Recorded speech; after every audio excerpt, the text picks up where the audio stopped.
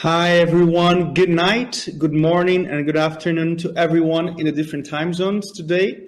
My name is Pedro Hartung. I'm a lawyer and I'm a legal policy coordinator at Alana Institute in Brazil.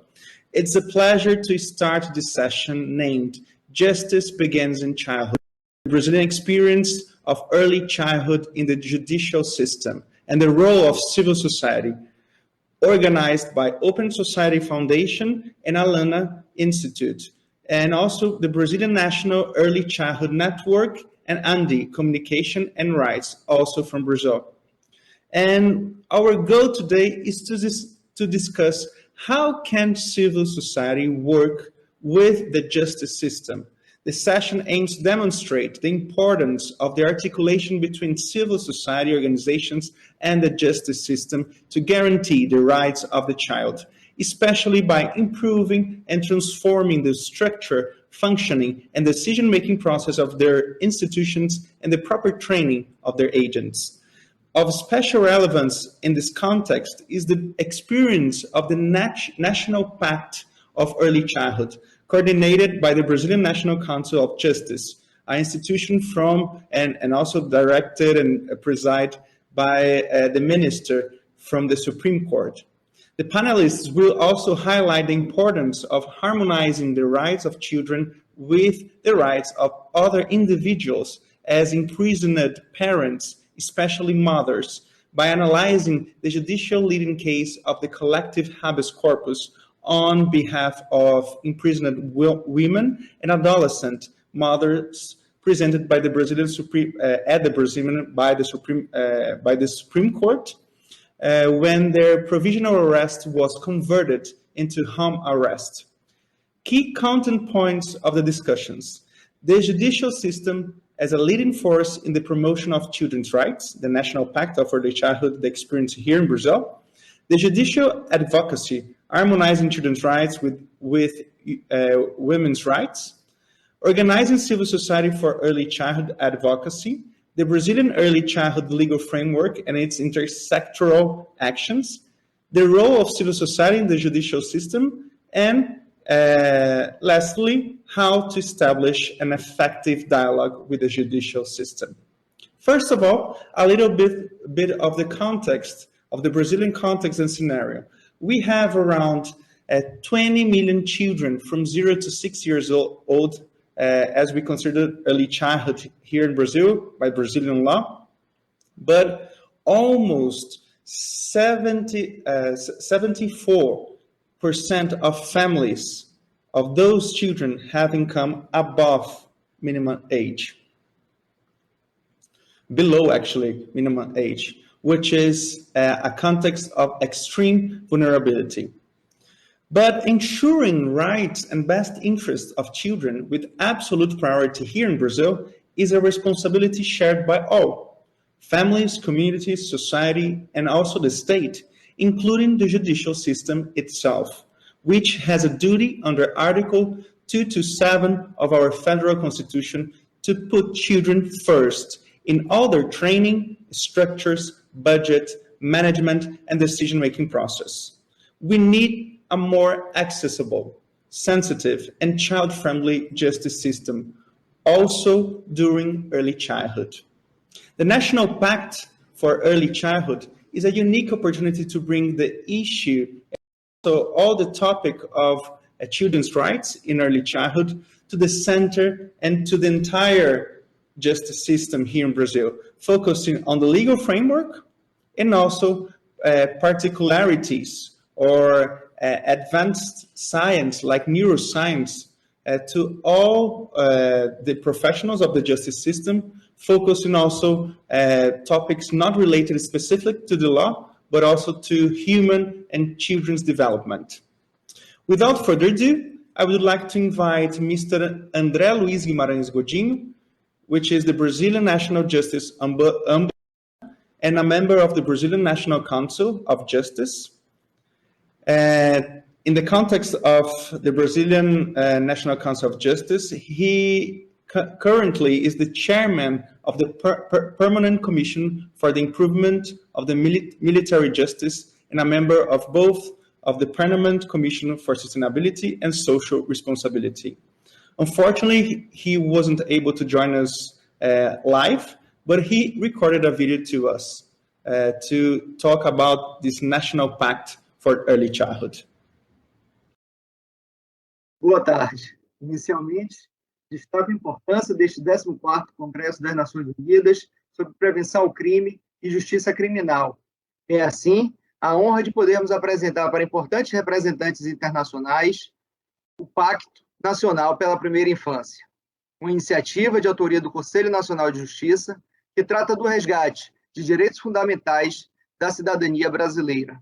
Peço escusas desde logo por estar realizando esta apresentação de forma gravada, mas tal modelo foi adotado para otimizar a tradução e garantir a melhor compreensão de todos.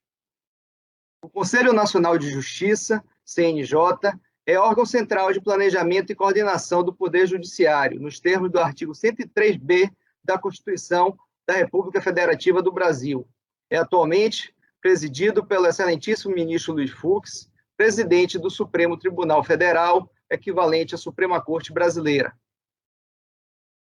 Além da função de fiscalização no cumprimento dos deveres funcionais da magistratura, o CNJ tem destacado a atuação no controle administrativo e no desenvolvimento de políticas judiciárias voltadas ao aperfeiçoamento da prestação jurisdicional no Brasil.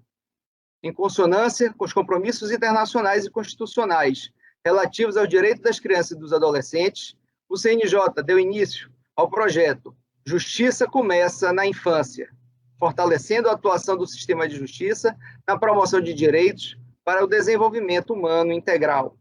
O Marco Legal da Primeira Infância, Lei 13.257 de 2016, é uma lei inédita no mundo e prevê a promoção do direito ao desenvolvimento integral na faixa etária, que vai desde a gestação aos 6 anos de idade. Esse período foi evidenciado pela ciência como o mais determinante na formação humana. A princípio, a lei foi construída com maior participação do Legislativo, do Executivo e da sociedade civil. A partir de 2018, iniciou-se a maior participação do Judiciário, com especial destaque para o projeto desenvolvido pelo CNJ, que foi selecionado entre 3.000 projetos, pelo Ministério de Justiça e Segurança Pública, passando a ser financiado com recursos do Fundo de Defesa de Direitos Difusos do Ministério da Justiça e Segurança Pública. O valor do financiamento foi de aproximadamente 7 milhões de reais, e quase todas as áreas técnicas do CNJ estão envolvidas na concretização deste objetivo.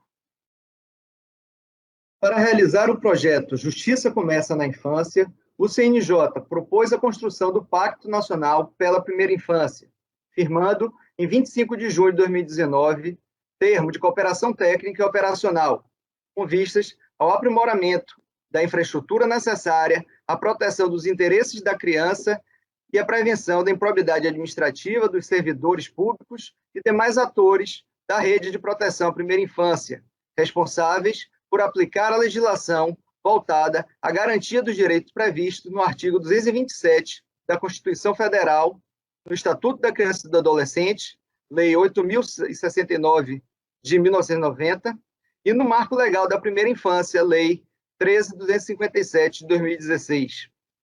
Essa última lei tem proporcionado iniciativas de maior governança colaborativa, pois prima pela atuação intersetorial como condição para a promoção do desenvolvimento integral das crianças. Vale destacar que, além do Pacto Nacional pela Primeira Infância, o CNJ teve importante papel no lançamento do Pacto Nacional pela Escuta Protegida, implementado pela Lei 13.431 de 2017, e do Pacto para implementar políticas públicas para a prevenção e combate à violência contra a mulher, também na estreita parceria com o Ministério da Justiça e Segurança Pública. O Pacto Nacional pela Primeira Infância conta atualmente com 102 signatários, representantes das 3 esferas do poder público e da sociedade civil organizada. E tem como plano de trabalho as seguintes ações, sem esgotar outras, que possam ser propostas pelos parceiros. A. Diagnóstico Nacional da Situação de Atenção à Primeira Infância, análise da implementação do Marco Legal da primeira infância. B. Seminários regionais para sensibilização e mobilização interinstitucional. C. Capacitação do sistema de justiça e do sistema de garantia de direitos da criança e do adolescente. D. Seleção, premiação e disseminação de boas práticas. E E. Divulgação dos resultados por meio de publicações. O diagnóstico é fundamental para subsidiar a definição de ações e prioridades sobre a atuação do sistema de justiça e dos demais atores responsáveis pelas políticas, rotinas de atendimento e forma de gestão das entidades responsáveis pela atenção integral às crianças na primeira infância. Após a formação de uma comissão para essa ação, foram definidos os seguintes eixos para a realização de diagnóstico nacional. Eixo 1, mulheres e adolescentes grávidas e mãe de crianças de até 6 anos presas ou em regime de internação. Eixo 2, proteção da criança na dissolução da sociedade conjugal. Eixo 3, destituição do poder familiar, adoção e tráfico de crianças. Eixo 4, famílias acolhedoras e unidades de acolhimento. Eixo 5, estrutura judiciária e gestão administrativa de políticas da infância e juventude. Os resultados do diagnóstico indicarão aos tribunais, aos demais órgãos de sistema de justiça e aos signatários do Pacto Nacional pela Primeira Infância os pontos problemáticos identificados, em diversos aspectos, tais como estrutura, equipe, processos de trabalho, interação com demais atores da rede de proteção e promoção da primeira infância, para que possam, assim, concentrar esforços nas soluções adequadas de cada caso. Para a realização desse estudo, o CNJ firmou um acordo de cooperação técnica com o Programa das Nações Unidas para o Desenvolvimento, PNUD, visando possibilitar a articulação com outras instituições nacionais produtoras de dados e pesquisas, tais quais o Instituto de Pesquisas Econômico Aplicado, IPEA, e o Instituto Brasileiro de Geografia e Estatística, IBGE. Para viabilizar a incidência do resultado do diagnóstico na Estratégia Nacional do Poder Judiciário, serão realizadas oficinas regionais de discussão dos resultados e coleta de novos subsídios para fortalecer a atuação do Poder Judiciário e demais serviços relacionados ao tema. Além disso, será selecionada ação para execução experimental ou piloto em serviço do sistema de justiça, buscando aplicar recomendações emanadas das pesquisas, com o intuito de fortalecer as políticas públicas judiciárias voltadas à infância e juventude, bem como será desenvolvida ferramenta tecnológica para divulgação de dados e informações levantados pela pesquisa. Seminários regionais. Outra ação do Projeto Justiça, começa na infância, é a realização de um seminário em cada região do Brasil, dos quais 3 já foram realizados, visando sensibilizar os profissionais do sistema de justiça e da rede de garantia de direitos de todo o país sobre a importância do marco legal da primeira infância e, de forma intrínseca, fomentar a implementação da prioridade absoluta prevista no artigo 227 da Constituição Federal. Em todas as edições dos seminários, ocorre a adesão dos atores locais ao Pacto Nacional pela Primeira Infância. Os seminários são destinados a profissionais dos 3 poderes e da sociedade civil organizada, desembargadores, magistrados, procuradores, promotores, defensores públicos, advogados, equipes psicossociais jurídicas, parlamentares, servidores do Poder Judiciário, Executivo e Legislativo, além de profissionais do sistema de garantia de direitos, conselheiros tutelares, conselheiros de criança e do adolescente, servidores da área dos direitos humanos, desenvolvimento social, cultura, esporte, saúde, educação, justiça, segurança pública, institutos, fundações, organismos internacionais, empresários, dentre outros.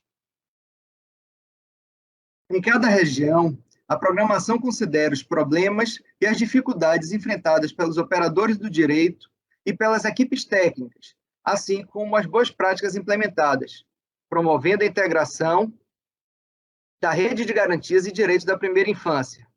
Também são propostas em workshops temáticos e simultâneos, ações que podem ser implementadas pelo CNJ e pelos demais signatários do Pacto Nacional pela Primeira Infância. Nas 13 edições realizadas, foram ofertadas 1.400 vagas, além de terem sido recebidas 2.635 inscrições de profissionais que atuam nos estados da região Centro-Oeste, Norte e Sudeste do Brasil. As questões apresentadas pelos participantes nos workshops foram analisadas pelo Fórum Nacional da Primeira Infância e da Juventude, FONINGE, que emitiu uma nota técnica com a recomendação de elaboração de protótipo de fluxo de integração intersetorial.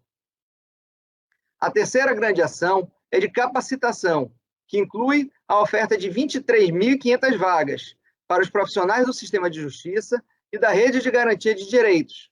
O direito dos profissionais à qualificação está destacado no artigo 10 do Marco Legal da Primeira Infância, Lei número 13.257 de 2016. A capacitação será realizada em duas modalidades. Para operadores do sistema de justiça, foi planejado o curso Marco Legal da Primeira Infância e suas implicações jurídicas, com 1.500 vagas. Por ser uma área que requer atuação multidisciplinar e intersetorial, o público-alvo desse curso abrange magistrados, promotores de justiça, defensores públicos, advogados e delegados de polícia. Para os profissionais do Sistema de Garantia de Direitos, foi planejado um curso à distância sobre o Marco Legal da Primeira Infância, com público-alvo voltado à rede de serviços da assistência social, saúde, educação, organização da sociedade civil e demais integrantes da rede de atenção à primeira infância. Essa capacitação recebeu o nome de Curso Marco Legal da Primeira Infância para todos e serão ofertadas 22.000 vagas. Com a capacitação, espera-se alcançar melhores resultados na realização de atividades voltadas à primeira infância, com profissionais conscientes de suas responsabilidades e aptos a prestar atendimento humanizado, com qualidade e rigor técnico, buscando propiciar acolhimento personalizado e integrado, com foco na solidificação das bases de formação da criança e sua constituição como indivíduo dotado de especificidades. Espera-se ainda identificar profissionais com aptidão pedagógica para atuarem como multiplicadores do conhecimento disponibilizado no curso, auxiliando no alcance e formação de um número ainda maior de agentes de promoção do desenvolvimento das crianças desde o início da vida. Outra ação do projeto foi a seleção, premiação e disseminação das melhores práticas, por meio da qual se selecionou 12 práticas, subdivididas em 4 categorias: Sistema de Justiça, Sociedade Civil, Governo e Empresas, como mecanismo de fomento e reconhecimento de experiências de sucesso implementadas há pelo menos um ano e que contribuem para a promoção e garantia dos direitos da primeira infância. O objetivo é realizar um benchmark de práticas inovadoras, eficazes e passíveis de replicação em outros órgãos e entidades, visando ao aperfeiçoamento do entendimento prestado pelos agentes públicos e pela rede de atenção à primeira infância. As práticas inscritas foram analisadas por uma comissão de avaliação, composta por membros indicados pelos signatários do pacto. A análise foi dividida em uma fase eliminatória e outra, classificatória. Na fase classificatória, foram considerados os critérios de eficiência, eficácia, inovação, replicabilidade, custos e recursos de implementação, intersetorialidade e alcance social. Atendendo à chamada pública divulgada em 2019, mais de 180 projetos foram inscritos. As 3 melhores práticas de cada categoria foram premiadas como reconhecimento dos esforços empreendidos para a promoção e garantia de direitos e atenção à primeira infância. Todas as práticas premiadas foram objeto de disseminação de conhecimento, visando a sua replicação por qualquer órgão ou instituição interessada, com vistas à melhoria dos serviços de atenção à primeira infância. Para a divulgação de todo o trabalho, estão previstas ações utilizando ferramentas específicas, bem como a elaboração de material gráfico para distribuição em meio físico e eletrônico para toda a rede, entre as quais podemos destacar Cartilha do Pacto Nacional pela Primeira Infância, Cartilha das Boas Práticas, Relatório do Diagnóstico Nacional.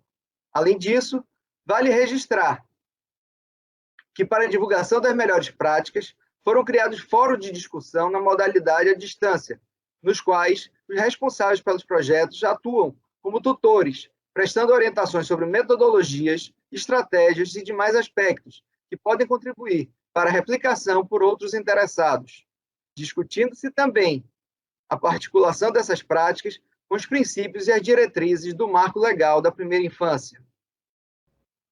Maiores detalhes podem ser acessados no portal do CNJ.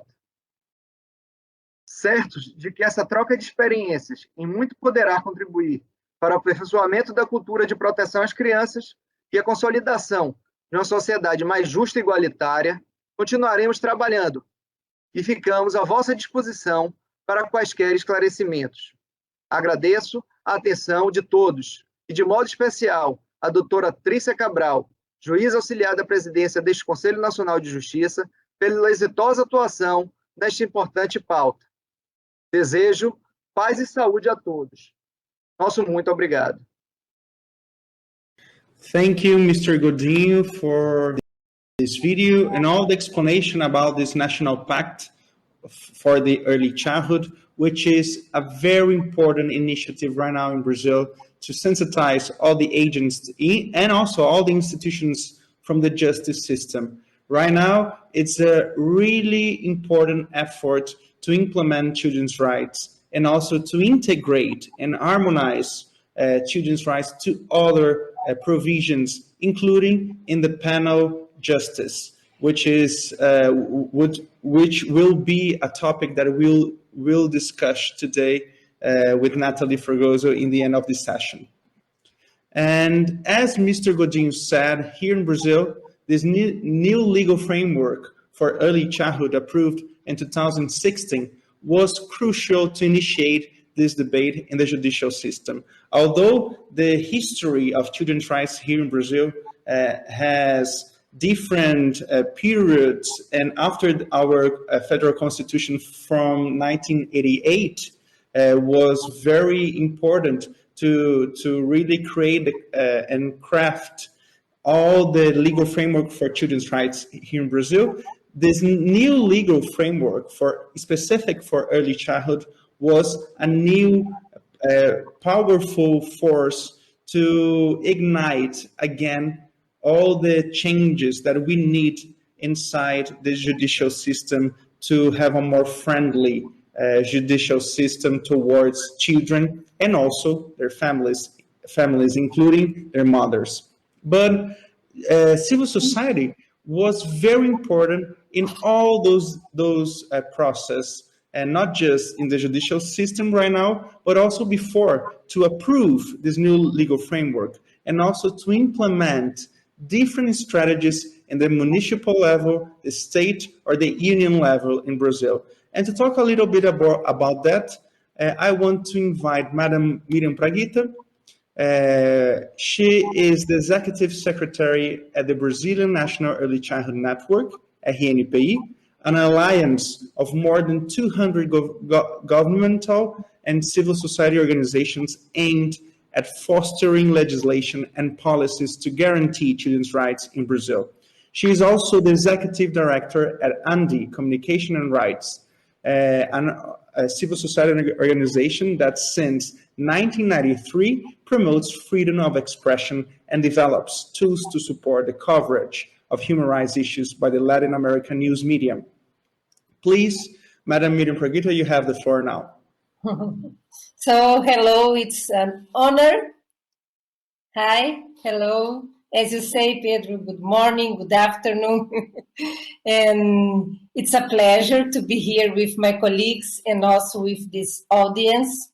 It's an honor to be part of the 14th Congress of UN Crime Congress that's taking part in Japan now. As Pedro already said, ANDI is a civil society organization that's engaged in coordinating innovative initiatives in the field of media for development. and its mission is to contribute to a culture of promoting the rights of children and youth, human rights, social inclusion, participatory democracy, and sustainable development based on actions involving journalism, information, and dissemination in the field of public communication. And RNPI, as we call the National Early Childhood Network, gathers nowadays 263 members, and its mission is to articulate and mobilize people, organizations, and the media in order to guarantee early childhood rights. It's a plural, democratic compound which embraces institutions of different sectors, dimensions, and profiles. So I would like to give you some main Brazilian challenges for early childhood-oriented policies that we have now in our country. So these challenges are some examples: to attend large number and each child, that's unique and irreplaceable individuals, rights for all in all their diversity, inclusive and present policy in every corner of the country, to reduce inequality and promote the most vulnerable, the urgency that these matters has in itself, because it's 6 years and it depends on how much we invest in these 6 years, it will change the whole life. So demand on quality, it's improve the present offer and ensure quality in expansion, especially when we think about the size of Brazil and all difference that we have in the different regions.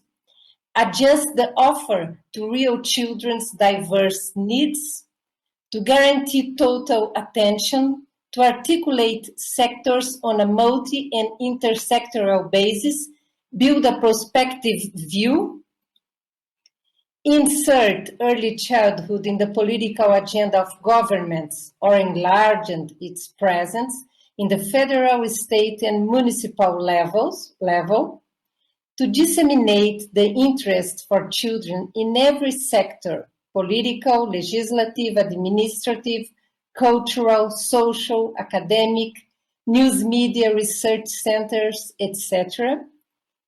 To give absolute priority to children in the budget and in decisions. To keep on changing the social representation of children in childhood, from fragile and unable to a citizen, subject of rights and dignity, capable and participant. To articulate sectors of public administration, government, and society. Hear, listen, dialogue, and embrace contributions. And establish a stable source of financial resources with adequate amount, early childhood budget.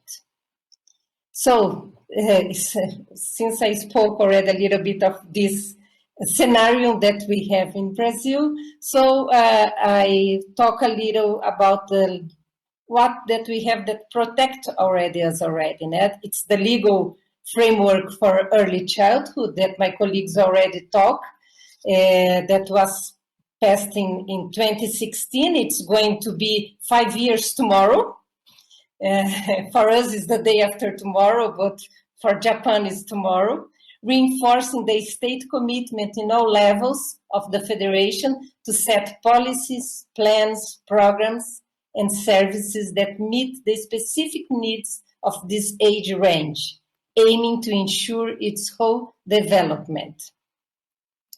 The legal framework for early childhood has as its objective to implement a number of provisions centered on fostering a culture of full care and assistance that includes creation of public policy committees for early childhood at the municipal, state, and national levels, development of state and municipal plans for early childhood. It's a big challenge that we face in Brazil because we have more than 5,000 municipalities. listening to children and bringing them into the public debate so as to recognize them as subjects with rights and voices to be heard. Even though they are under 6, it's very important to listen to them. They have their feelings and their emotions and their thoughts to share with us. So mobilize and promote the formulation of a specific early childhood public budget, and to support the news media in the coverage of children's rights issues and of scientifically produced knowledge, giving visibility to the variables which have greater influence on early childhood development.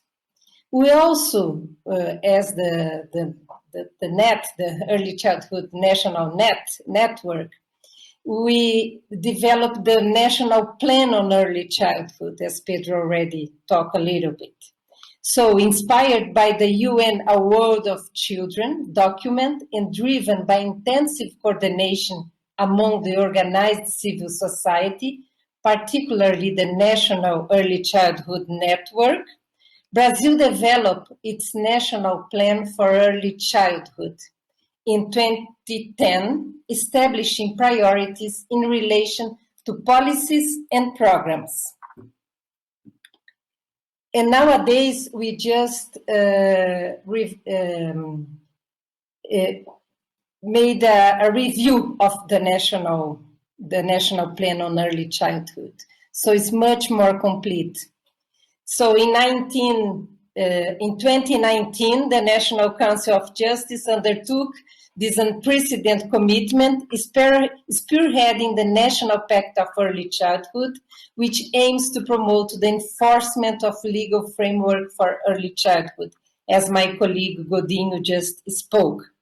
And so the active presence of the organized civil society in the Pact's implementation processes underscores the viability of democratic and participatory models of cooperation between the judiciary and the civil society organizations.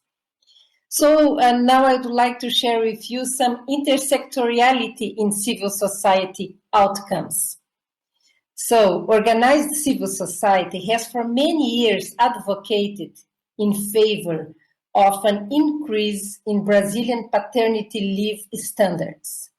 Finally, legislation was passed guaranteeing this right to all public civil servants. Furthermore, reports from the Ministry of Health show that a growing number of private companies are voluntarily joining to the paternity leave state-led program that already benefited 55,000 men up to 2020. So another outcomes from the intersectoriality in civil society are that the Happy Child program, launched by the Brazilian government on October 2016, that aimed at fulfilling what's established in the Article 14 of the legal framework for early childhood. In a short period of time, it became the largest home visit program in the world for the promotion of the early childhood development. Up to 2020, more than 24 million visits were registered in 2,600 Brazilian municipalities have joined the initiative. And civil society organizations are strategic partners in the implementation process of this program. And the grant of collective habeas corpus order that my colleague Nathalie is going to deep talk about this, that was in February 2018 by the Brazilian Supreme Court, converting preventive detention of pregnant women and mothers with children up to 12 years of age into house arrest, as established by the legal framework for early childhood. This specific measure stems from calls by organized civil society entities, stimulating intense discussions within the judicial community. And so there are 4 factors that ensure the success of the National Pact for Early Childhood that I would like to share with you. The pre-existence of a national regulatory system responsible for guaranteeing the rights of children fostered by the Brazilian Federal Constitution from 1988 and by the Child and Adolescent Bill of Rights. The organized civil society's engagement in building different networks, coalitions, and movements to ensure children's and adolescents' rights in Brazil, as well as holding and validating these initiatives on a social base. And just to give the example, that's ANDI was created when the Child and Adolescent Bill of Rights was created, and ANDI was created at this moment by journalists, so that the journalists could talk with journalists direct, to mobilize, to qualify, and to monitor media. That is what we still do in ANDI and in the Early Childhood National Network. So another essential factors that ensure the success of the National Pact are that public and regulatory policies supported by a network of public managers and congressmen to ensure a political support for such initiatives. And the leadership built by the justice system, coordinated by the major judicial institution in Brazil, the National Council of Justice, which holds trust and legitimacy to create a supra-party environment focusing on the rights of children. So, that was some of the topics I would like to share with you. And I thank you so much. I am Miriam Pragita, and I'm here just at your disposal to answer some questions and also to listen to my colleagues. Thank you very much, Miriam. It was very important, your talk, and highlighting the importance of civil society to really push forward the changes, the institutional changes that we need, because we have a robust and very important framework for children's rights since actually our federal constitution, but the institutions need to change more to really enforce this legislation. And I think that the early childhood new framework from 2016 was very important, because it wasn't just about legal norms, specifically on reinforcing what we already had, but also was about new policies about professional development, about shift and changes in the institutions and legal policies inside the judicial system. So it was bigger, and it was actually a new framework to deal with the complexity of nowadays, really tackling different perspectives of the society, but also the institutional dynamic of the state. And unfortunately, also Eduardo Marino, which is the director of Applied Knowledge Department of the Maria Cecilia Souto Vidigal Foundation here in Brazil, wasn't able to join us today, or this morning, depending on the time zone. And that's why I just want to highlight some important topics that he wanted to share with us today, which is, first of all, Maria Cecilia Souto Vidigal is a civil society organization here in Brazil that aims to develop advocacy strategies of how to translate science to a broader audience, and also to implement science inside the public policies. And they are developing a very important job here in Brazil to really push forward the early childhood agenda in different levels. And they created a science coalition for childhood, which is the NCPI, and together with Bernard Van Leer Foundation, Center on the Developing Child from Harvard University, Dr. Klaas which is the David Rockefeller Center for Latin American Studies, also from Harvard University, INSPER, a university here, and also the medical school from the University of São Paulo. They created the NCPI to develop new science and also to gather information for top-notch sciences around the world on children's development, public policies for children. And because of that, they created a very important program that was an important place to discuss and also to create new leaders for early childhood, including inside the judicial system, which was the Executive Leadership Program on Early Childhood Development, with the Center on the Developing Child at Harvard University. And each year, they brought different leaders from the civil society, from also the government, from the Congress, and different spaces related to the agenda of creating policymakers and decision makers, and also opinion makers. And they brought them to the Harvard University to spend 1 week understanding the science behind early childhood, like neuroscience, public policies. And because of that, they achieved more than 100 action plans related to the early childhood.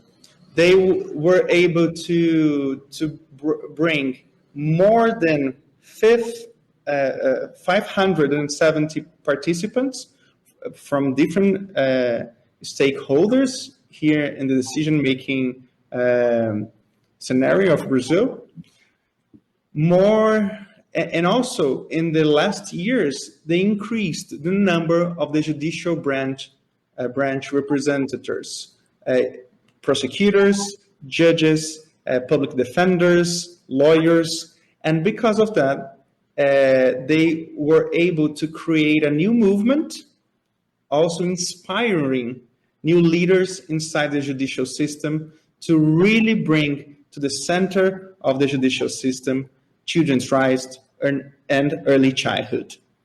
And also, it's important to highlight that Fundação Maria Cecília Souto Vidigal, in partnership with RNPI, the Early Childhood Network in Brazil, with Alana, Bernard Van Leer Foundation, UNICEF, they developed different strategies to sensitize these actors and agents, like the development and the production of 2 documentaries that you can see on Netflix all over the world, called The Beginning of Life. And those 2 documentaries, The Beginning of Life 1 and The Beginning of Life 2, they are very key instruments to translate science to a broader audience and to really bring more emotional perspectives and how really what we are talking about today and on these programs, it's about the daily lives of families and children, especially mothers. And to talk about mothers, but in a very vulnerable situation, which is the imprisonment of women in Brazil, I would like to invite Mrs. Nathalie Fragoso. She holds a PhD in Sociology of Law from the University of São Paulo Law School, where she also earned her bachelor's degree. She has an LLM, Master of Laws, at the Ludwig Maximilians Universität in München, Germany. Nathalie was the coordinator of Luiz Gama Human Rights Clinic between 2013 and 2014, and she is a member of the Collective of Lawyers for Human Rights, CADU, since 2015. It's important what Nathalie has to say, because among several changes from the early childhood legal framework, it also established significant changes in the functioning of the judicial system, including in the criminal sphere, amending the Criminal Procedure Code itself. Please, Mrs. Nathalie, you have the floor now. Thank you, Pedro, for the introduction. And good morning, good afternoon, good evening, as we are doing right now. Well, I would like to begin. I'll share a presentation with you all in a couple of minutes, but I would like to begin this speech telling you that the story that Miriam told has effects. The story about the creation of the Brazilian early childhood law had effects, had effects that goes beyond the coalitions for children's rights. The mobilization everybody talked about here resonated with other fields, with other organizations in a collaborative process of advocacy and litigation. And that's because the Brazilian early childhood law does not only protect children's rights, it recognizes that the rights of children are not adequately protected if the rights of the mothers are violated. Vulnerable motherhood must therefore be protected and not dismissed, not interrupted. And that's how the story I'm about to tell you begins. An example of vulnerable motherhood is the one of incarcerated women, right? The Brazilian early childhood law provides for the possibility, 2016, for the possibility of substitution of the preventive detention by house arrest. We, the lawyers of the Human Rights Lawyers Collective, also known as CADU in Brazil, monitor the implementation of the law and realized that various excuses kept showing up, kept appearing for keeping women in prison. In light of this, we thought of a class action, a liberty class action on behalf of all women and their sons and daughters because they were subjected to illegal conditions of incarceration. And I'll now share with you the presentation I prepared in order to talk about this issue. There you go. So we are talking about the first collective habeas corpus admitted by the Supreme Court in Brazil, right? It's the habeas corpus 143541. And it was granted, it was presented in 2017, it was granted in 2018, an historic decision. And it was a class action, therefore, presented in favor of all pregnant women, feral women, or mothers of children up to 12 years old, and also of the children themselves.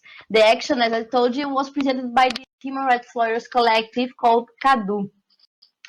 And our premises in this case were that, as with other individual rights, violations of the right to freedom can go beyond the individual, can reach a collective, can reach a large number of people, and can have, therefore, collective effects. The abusive acts, the illegal acts, in these cases, they have a super-individual dimension. If we do not recognize that, and we insist in applying individualized measures to correct this kind of situations, we are not able to cease the violations. We make the patients or the victims more fragile, and also we made it more difficult to realize that the reality we're talking about, the reality we are fighting. And we are talking about the prison system in Brazil, the criminal justice in Brazil. When we're talking about incarceration of women in Brazil, we are talking about more or less 40,000 women incarcerated. There are the data nowadays in Brazil are not very clear. There are two sources which are quite different in their estimation of on the number of women incarcerated. We are talking, and of course, if you see the whole Brazilian prison population, it seems little. We have more than 800 people incarcerated in Brazil, and the women are just 40,000 women incarcerated. But this number has increased enormously since the year 2000, more than 600% actually. And this incarceration is highly related to drug crimes, to the involvement with drug crimes, and more often not with minor drug offenses. And when we are talking about the imprisonment of women, we are talking about their confinement. We are talking about not only of the deprivation of liberty, but we are talking about the removal of access to prenatal health programs. We are talking about a difficult access or irregular access to childbirth and postpartum care. We are talking about irregular conditions or not ideal conditions of hygiene and self-care. We are talking about an environment which is not adequate, is not prepared to receive children and to actually provide for adequate conditions for a woman to exercise her motherhood. There are several news in Brazil from the years 2017, 2018, which were the years when we were discussing this case before the Supreme Court. And those news were giving notice, were talking about women who, for example, gave birth alone in their cells without any kind of assistance. We had cases of women that just after the birth had to go back to their cells with the children. We're talking about cases in which women had to go through childbirth with handcuffs, and that's the kind of experience we are talking about. We are talking also about prison facilities which do not have a proper space for the children, where mothers cannot feed the babies properly. Of course, Brazil is huge and the institutions vary a lot too, but we are talking about a systematic violation of reproductive rights. We are talking about a systematic violation of children's rights as well. So these precarious conditions in the prison facilities, the fact that they are not adequate to women's needs and to the children's needs, and the lack of attention to the conditions for the exercise of those rights, they characterize inhuman, cruel, and degrading treatment. The temporary imprisonment in this situation goes, of course, beyond what the Brazilian Constitution says that is legal, which is the deprivation of liberty, and that's all that's acceptable under the Brazilian law. And it's also discriminatory because when we are talking about the imprisonment of women, which is associated with drug trafficking and actually minor drug offenses, and those are crimes which have a very strict discipline, very high penalties, very high. People tend to go to the prison. They cannot wait for their judgment in liberty. So all of that have a disproportionate impact on women, especially Black women, especially women which are in a more vulnerable condition in society. And those were the arguments presented to the Supreme Court, and those were the arguments that led the Supreme Court to grant the collective habeas corpus on behalf of the women and the children, and to determine the substitution of the preventive detention for home arrest for all of those women. Of course, we are not in a position to say that this kind of problem has been is now past. That's not the case, unfortunately. There is still a huge number of women incarcerated. There is still pregnant women incarcerated in Brazil. There are still women that do not have adequate access to prenatal care because they are awaiting for a sentence, for a judgment. But we can say that a new way of claiming for rights has been created, has been accepted by the judicial system in Brazil, and we're talking about the collective habeas corpus, which has been used on behalf of adolescents, which has been used on behalf of people accused of minor offenses, which has been used in this COVID context. So that's a huge victory. And also, I guess, and that's the point here, we were able to make it known by every single judge in Brazil that the early childhood law provided protection for women in condition of incarcerated women and their children. That is, they protect also the rights of women, and they have a right not to be subjected to prison before the conviction, because there is this alternative, which is house arrest. And the alternative, because it's a premise of the law that in order to protect the children's rights, it's necessary to protect the mother's rights as well, to support them in their motherhood. And as one last thing I'd like to share with you, and it was very present in the speech of Miriam and also Pedro, is that this joint effort, which is the Early Childhood Pact, which is the early childhood law in Brazil, is a very it's a paradigmatic case, I would say, in how civil society organizations can work well, can work in a collaborative way, can work from different perspectives in order to bring the protection of rights a little bit to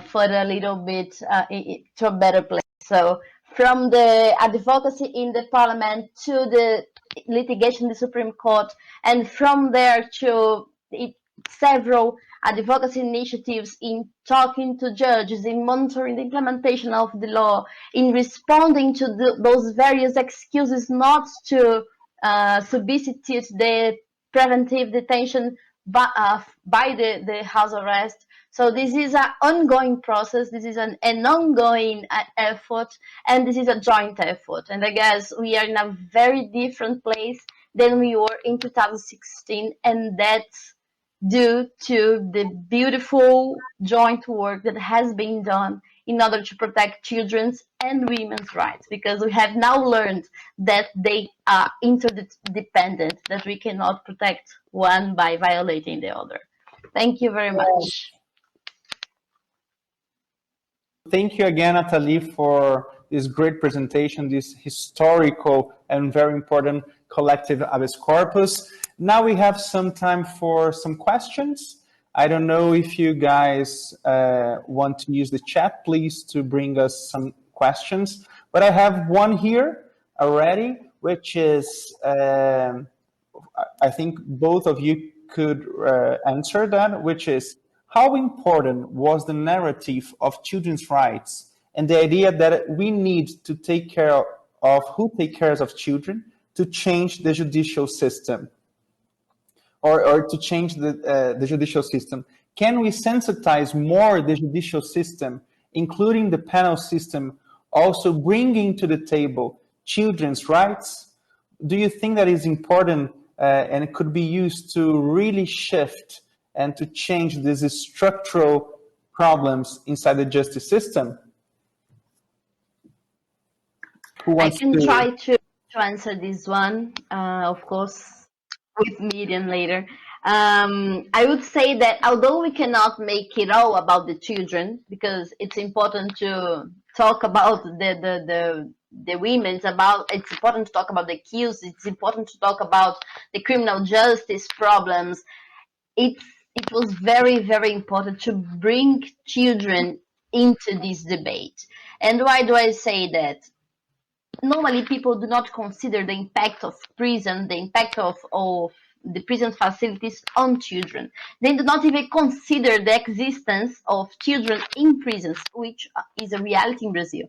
There are right now children being fed in prisons. There are right now children being gestated in prisons. There is right now children growing up in prisons in Brazil.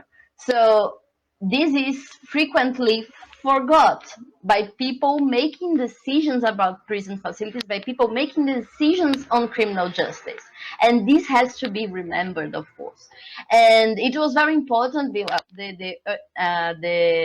shifting in law, the shifting in the criminal procedure code came from a law, which is a law to protect children's rights, right? So it was, how can I say, it was a law that was not subject to this punitivism, which is usually associated with the debate on criminal justice, with the debate on crime in Brazil.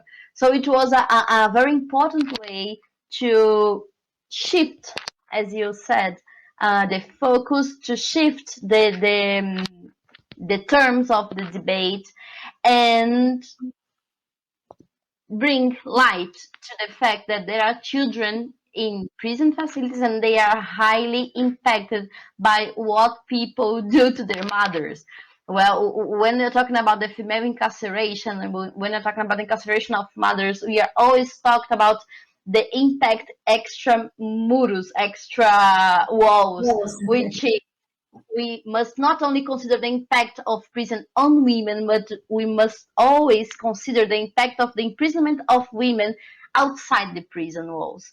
That is, the impact on their families, the impact on their children, the impact of their access on their children, and also the impact, because that's frequently the case, but also the impact of bringing the children in this environment. So that's why when we're talking about women, we must make prison an exception. We must make, especially preventive detention, a provisional detention, an exception.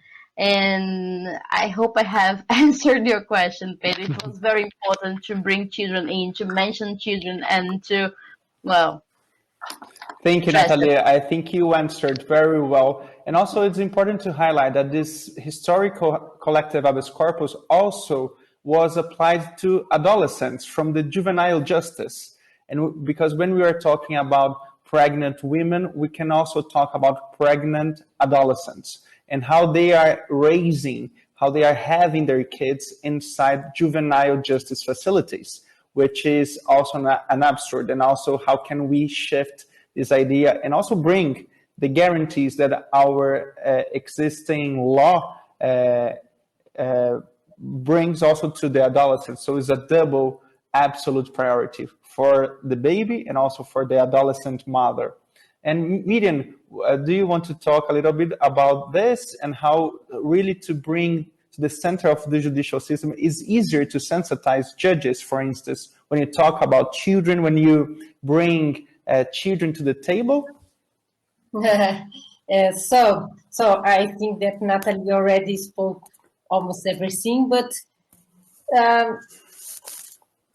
it's something that it still have a lot to change in Brazil to sensitize the judges about children. It's something that's cultural in our society, that normally these children between zero, the early childhood, it's invisible in many ways. So it's fundamental that we make this sensibilization, this mobilization of the judges too, because they are also used to behave in a certain way and to have a certain way to look to this small, to the early childhood, to these small people, and not always as a citizen with rights. And that's fundamental. It's changing, of course, it's changing. And all this that's happening in the pact, it's what we are talking about. It's to make this movement in Brazil. So it's amazing how the pact it's working with. It's giving training to 22,000 people in these departments. It's not the judges only, but all departments of justice. So this is fundamental. And I also understood a little bit in this question that it's important to listen to these children. And I reinforce this. All the children has to be heard. We have to listen to them. Perfect, Miriam. Thank you again for your ideas and thoughts.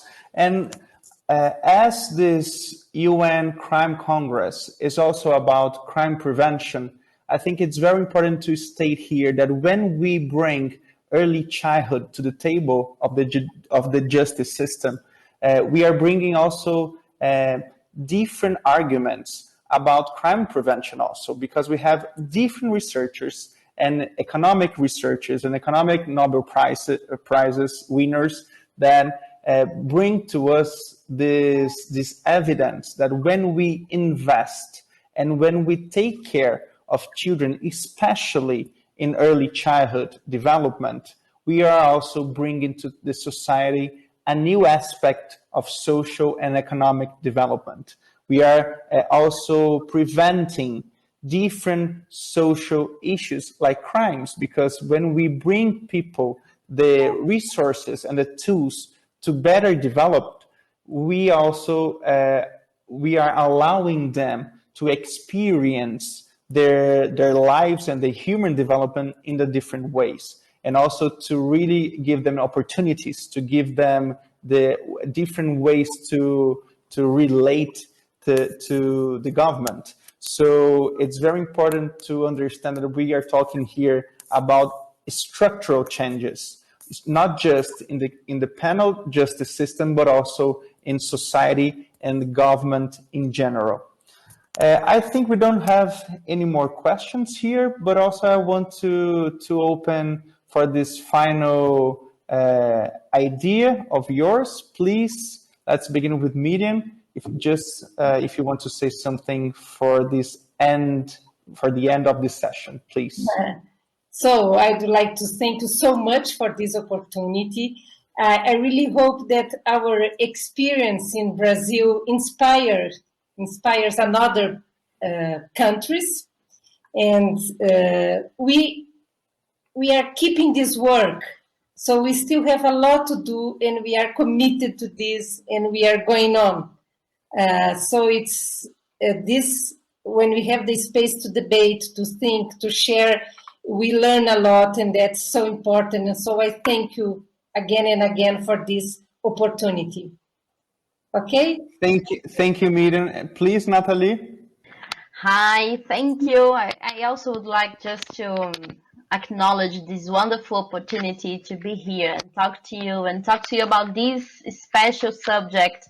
As Miriam also said, it was a great experience working on this case with other lawyers of CADU, and that is because it was a collective effort. It was an effort that we made in different arenas. It was long term, so I guess there is a lot to inspire there. I agree with you, Miriam, and not only to for people outside Brazil to see, but for people in Brazil and for us to repeat it, because it involved advocacy in parliament, involved national litigation on Supreme Court, involved litigation on the lower courts, involved litigations on the custody hearings. It involved so much, and research, because the collective habeas corpus was heavily based on empirical research, as well as the advocacy work in the parliament, as Pedro mentioned also. So I guess we have learned a lot from this experience, and what we learned is that structural problems, structural issues, interdisciplinary issues must be addressed in a plural way, in an interdisciplinary way, also in in a joint way, opening space for people from different backgrounds and different perspectives and different fields to join and say their piece and help those long standing problems in Brazil to be addressed, to be overcome. So it has been a pleasure to be here to talk about this issue and to work with you both, and also all that could not be here, in order to protect children's and women's rights. Thank you very much, Nathalie. It was a pleasure to also have you here, have you also, Miriam. Thank you, Mr. Godinho, for your video and participation. And also I want to thank very much Vich Vivarta, Marina from Open Society Foundation for helping us to organize this session. Also Sarah, Pamela, and everyone that helped us today to bring this message, to bring this initiative, And we also want that you from different countries could also implement this strategy, how to really change judicial systems for a more child-friendly, for a more women-friendly, so we can really transform how we treat human beings in the end, from the beginning of their lives. Please share this session, these presentations, and feel free to contact us so we can discuss it further in different sessions, in different dialogues. We're very happy to help you to develop in your country these ideas, because we believe that we can really join forces to change our judicial systems. So thank you very much for attending this session, and hope you guys have a wonderful Congress.